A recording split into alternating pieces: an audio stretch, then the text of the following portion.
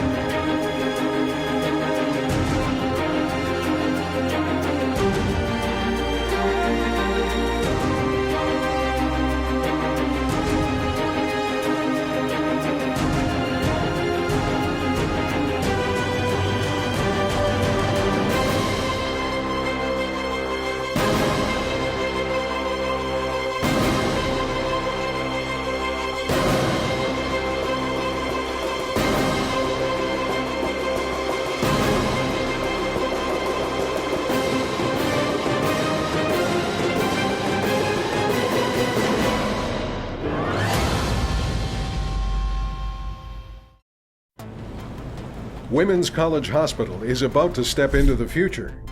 But before the wrecking machines roll in, general contractor Walsh Construction gives PDI one last tour of the old hospital building so they can finalize their game plan. There will be a Siamese connection which we can hook into a standpipe and isolate that standpipe for this building here. It's May 2013. We're preparing for Phase 2 demolition of Women's College Hospital. It's going to be a very involved demolition, large crew. It's a very aggressive schedule. They want to try and complete the demolition and abatement in 12 weeks. Some of the challenges for the demolition of this building will be that it's bordering streets on 3 sides, Grenville, Grosvenor, and Surrey Place. And it's 6 feet away from the new hospital that it will be occupied with patients. We've had multiple meetings for sequencing of demolition and sequencing of abatement.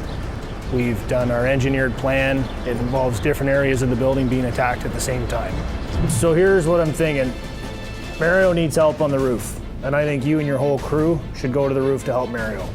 We got a lot of Bobcats, guys, and we got to put them up on the floors, even to start with the floor tile. The site-specific difficulty will be from managing all the men in different areas at the same time. We have done high-rise demolition in the city. We've done large projects with large manpower before, but this will involve all aspects happening at the same time. And we're chewing that down. It's going to be dramatic. First things first, a building of this vintage always contains a certain amount of asbestos. It's time to pinpoint how much, so they can get the abatement process in full swing. We have a big abatement task ahead of us. When they're doing the hazardous abatement review, they weren't able to access a lot of the ceilings. There's a lot of potentially unknown asbestos. Holy crap. We send in 4 two-man crews, and they go through each area of the building, locating each kind of asbestos. They're popping holes in the roofs, they're going through, and they're looking for every kind of asbestos-containing material. That bit in here is asbestos. We had to remove before we do the demolition. Then we take samples of that, and we document that, and we put it into our investigation. We found floor tile under a number of carpeted rooms. So the sheet vinyl is, again, laid over the existing product in here. We have confirmation on this floor that this sheet flooring is hot. The additional asbestos that is springing up around the building adds significant time to the project. The domino effect of falling behind schedule has already started, and the deadline for complete removal of the building is extremely tight as it is. Missing deadlines means big fines, and big fines mean less profit. As the abatement process starts picking up speed, the last of the office things are loaded up and shipped out. All that's left are a few historical pieces. This will be one of our salvage items. It's the hand railing, and Women's College Hospital has asked us to preserve this railing and bring it to the new facility. One very important statue, aptly named Woman, has been greeting people at the front doors since 1971. This significant art piece needs to be removed with extra care so she can take up her position in the new building. The Marble Lady gets the TLC she deserves and is stored away until her new digs are ready. This opens the door for the structural demolition to kick off, starting with the south side podium area. We've started in Area 1, which is right here behind us, and that part is key to getting demolished as soon as possible so we can open up some real estate. We're doing our pre-strip right now. As you can see, we have some holes in the side of the building that we're pushing all the material generated out of, so we're going full bore now. We're beginning the demolition of Area 1. Abatement's been completed. The area's been turned over and passed. The demo crews are in there stripping, and then we're going to start chewing down the building.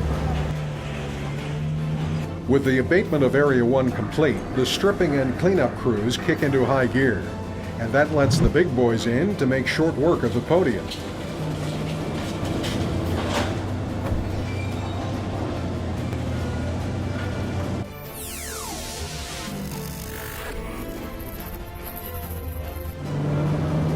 We've got our 200-ton American crane holding a 100-foot tarp. We're using it for any debris and dust control up against the new structure. We're going to spray paint the ball of the crane pink. Always spray paint the ball on every job I do. We're using lots of water to keep the dust down, trying to keep everybody happy.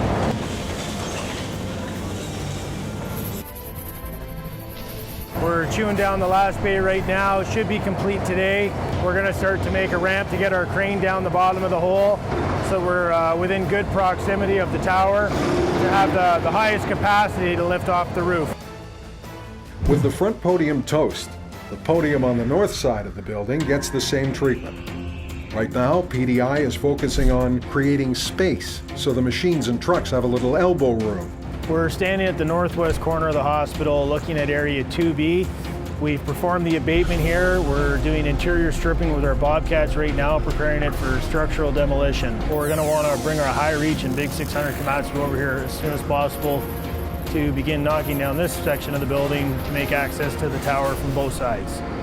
This section of the building was built in 1956, so there's some precast, but mostly poured concrete. It'll chew down very fast, similar to Area 1.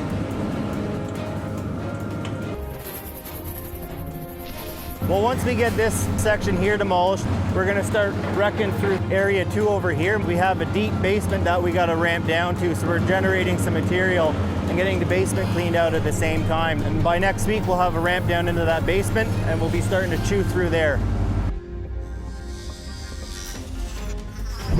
As demolition nears completion on the north side, work has already begun up top on the roof of the penthouse. This is Neil's floor, and Harry came in, put in all this additional shoring to support all the machinery up top so she doesn't come through. And we're just slowly working our way down.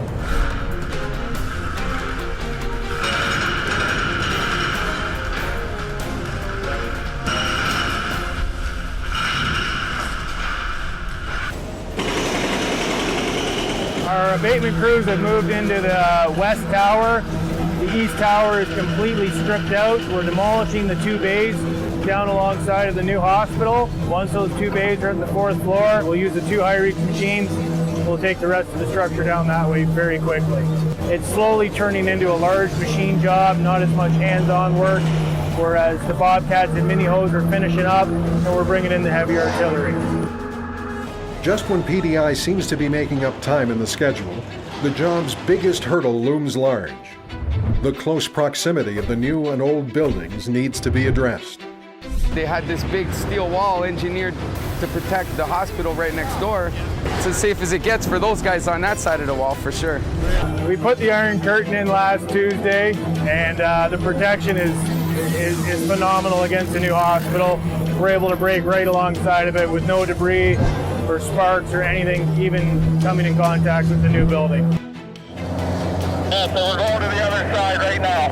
To do the corner, we have to set the screen to protect the new building. So that's why we're working right now. We gotta land the tarp on the ground there on the north side. And we pick the tarp from the north side and move it to the east to protect the new building. But this one is getting soon to put the long arms.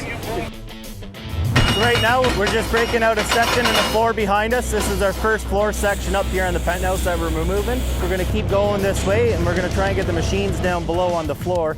And at the same time, we'll be able to break out some of the exterior beams and crane them out as we go along. We gotta go 2 bays in from this east side all the way down to 4 floors. And once we're at the 4th floor, we can come with the big equipment and start wrecking traditionally. This went fast.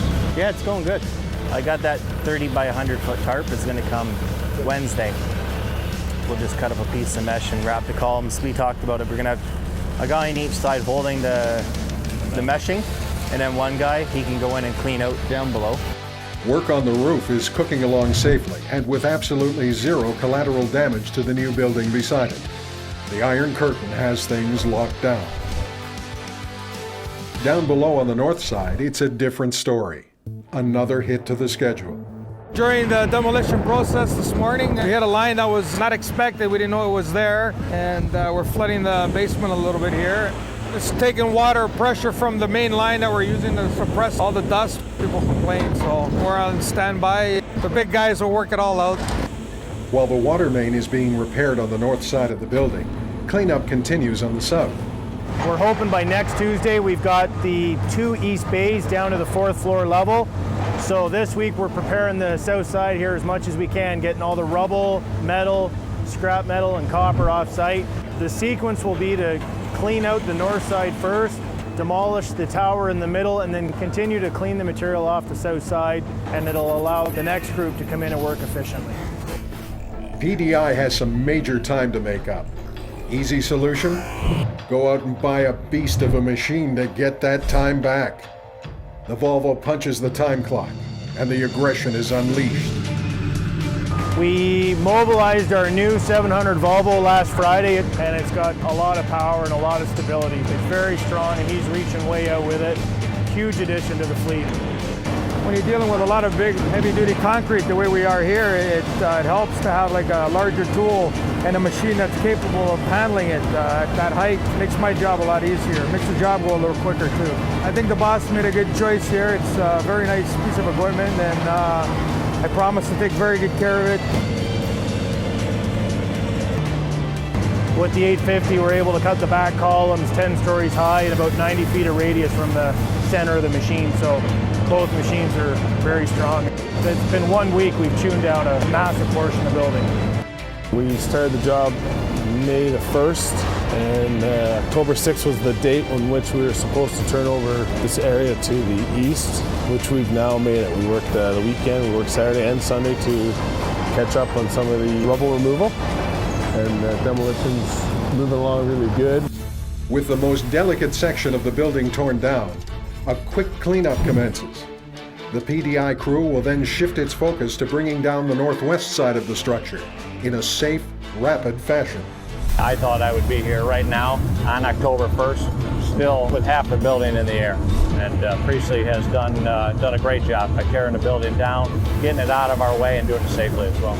excavation is going to proceed. So really this starts to become off the critical path as we push towards the west.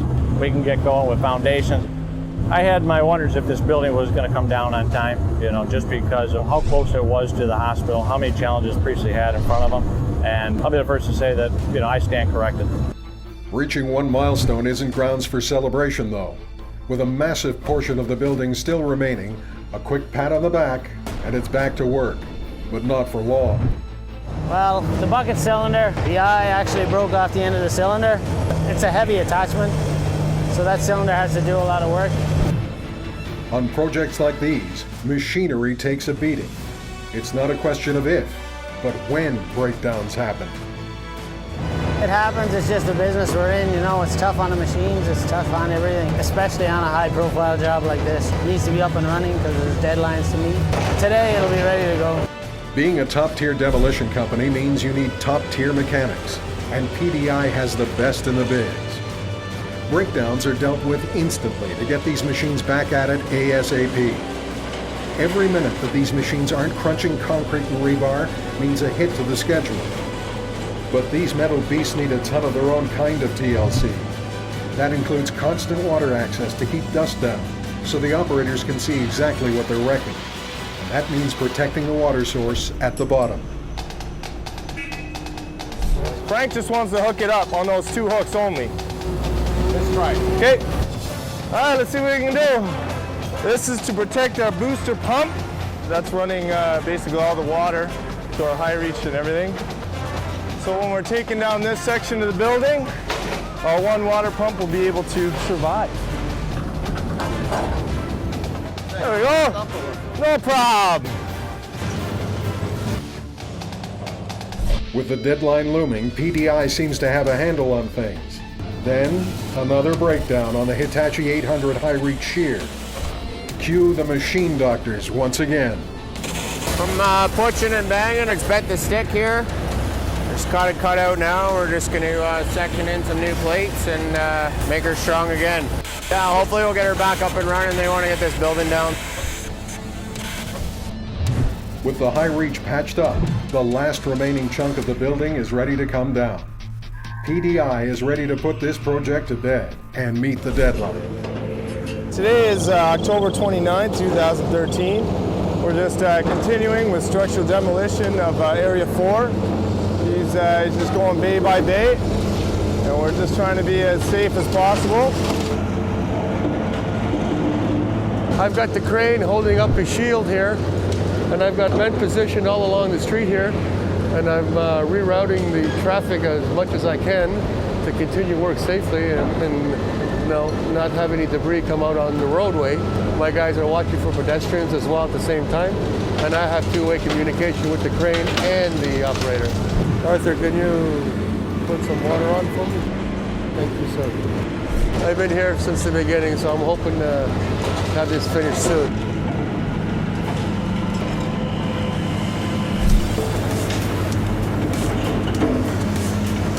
We're going to start queuing in. I think we're going to go one more bay completely out and then start stepping, bringing down 3 or 4 to where he can visually see the last bay and start lowering that bay. So that means the whole building will be coming down. So then we'll go down 3 or 4 more floors and then reach back and start doing the back bay. It's like steps, stairwell. You'll go like this. Right? So it's always got stability down at a big base, holding it all together. Today's Friday, November 8th. We're just trying to finish up the last of the structural demolition. We've been 5 months and 1 week for this entire job. We anticipate completing the demolition. If not tomorrow, Saturday, we'll do it Monday morning first thing. We've got to start hauling all the material and debris out, removing as much rebar as we can from the concrete, shipping the concrete out and the steel out, and start pulling out the slab and foundations and processing those at the same time.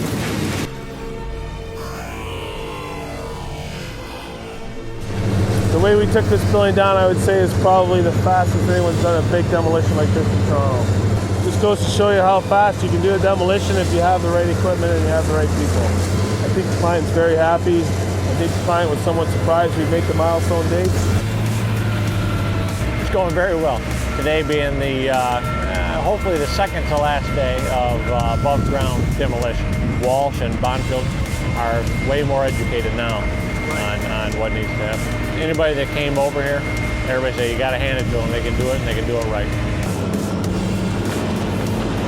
What did we learn from this job? We learned that we can really come together to make a job that could take upwards of 8 or 9 months traditionally be done in under 6. And it's good to know with good team members, we can do what it takes.